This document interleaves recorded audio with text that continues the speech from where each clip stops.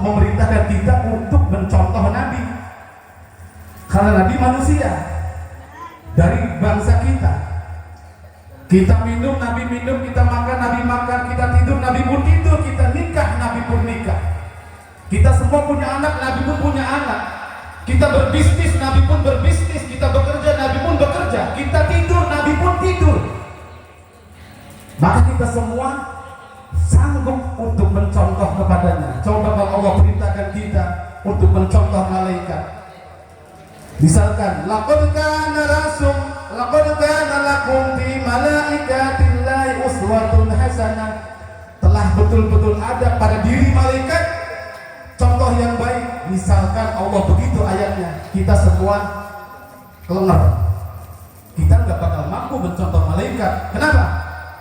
Karena malaikat nggak makan, nggak tidur, nggak minum, nggak kawin, nggak punya anak, nggak menikah, nggak berbisnis. Jadi kalau yang ibu-ibu dan bapak-bapak dulu sering ngasih makan di pendaringan, itu bukan malaikat yang dikasih makan, itu setan. Karena malaikat gak ada yang minum, gak ada yang makan. Malaikat bukan laki-laki, bukan perempuan. Malaikat gak ada kepentingan dengan kita. Malaikat gak doyan bekakak, gak doyan pisang ambon.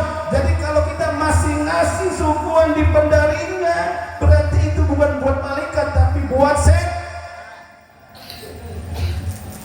Masih ada yang kayak gitu. Jadi kita contoh Nabi, ikut Nabi sebagaimana perintah Allah. Qul in kuntum tuhibbuna fattabi'uni yuhibbukumullah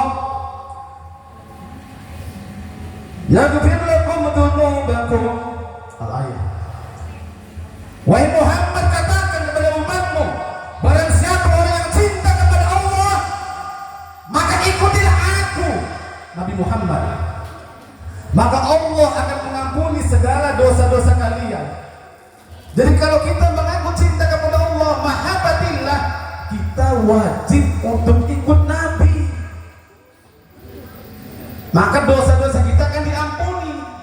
Ikut Nabi, ikut ajarannya, ikut sifat-sifatnya, ikut akhlakul karimahnya, tutur katanya, welas asihnya. Beliau kan laqad ja'akum rasulun min apa? Di Al-Barzanji itu. Sorry. Wa kana sallallahu alaihi wasallam syadidal haya wa tawadu. Beliau itu orang yang sangat gede malunya.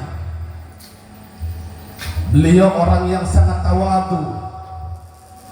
Beliau selalu mengerjakan pekerjaan yang bisa beliau kerjakan, enggak terus nyuruh-nyuruh orang. Beliau bahkan mengesol sepatunya sendiri. Beliau bahkan menjahit bajunya sendiri. Wa yuhibbul fuqara wal masakin. Beliau sangat cinta kepada fakir miskin dan anak-anak yatim. Itu kita mencontoh Nabi. Dengan kita bisa mencontoh Nabi walaupun enggak semua, maka akan tumbuh rasa cinta dalam hati ini kepada Nabi.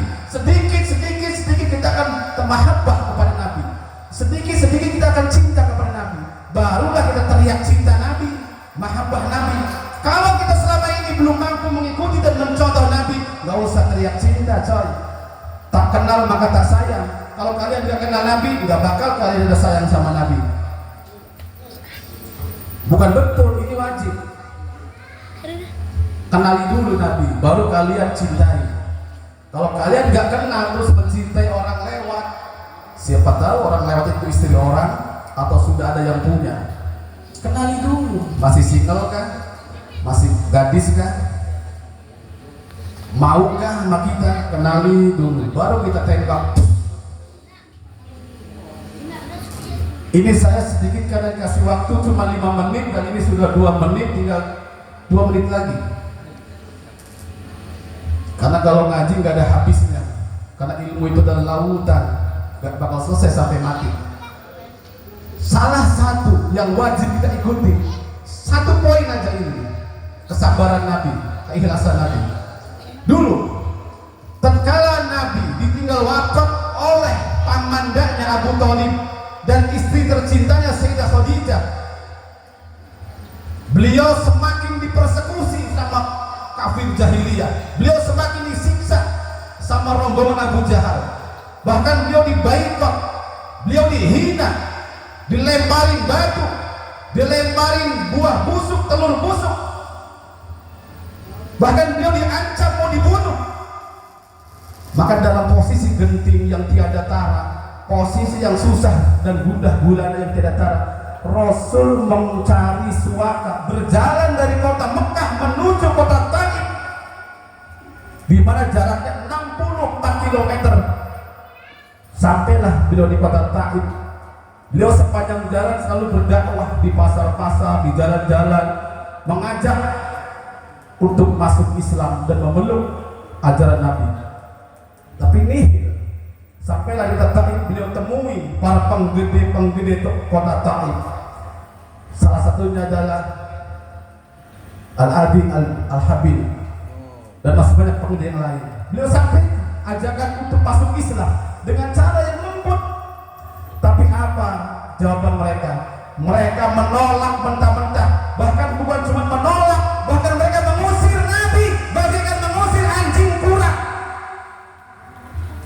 Mereka kerahkan anak-anak dan istri-istrinya serta para pelayannya dan tetangganya untuk mengusir Nabi, melempari Nabi dengan batu, melempari Nabi dengan kayu. Bahkan anak-anak kecil ngata-ngatain Nabi dengan sebutan gila, gila, gila, gila. Sampai Nabi kemudian lari tergopoh-gopoh untuk menghindari timbukan batu dari mereka. Kening Nabi berdarah-darah, pundak Nabi memar, kaki Nabi berdarah. Nabi terus berjalan menghindari halauan mereka.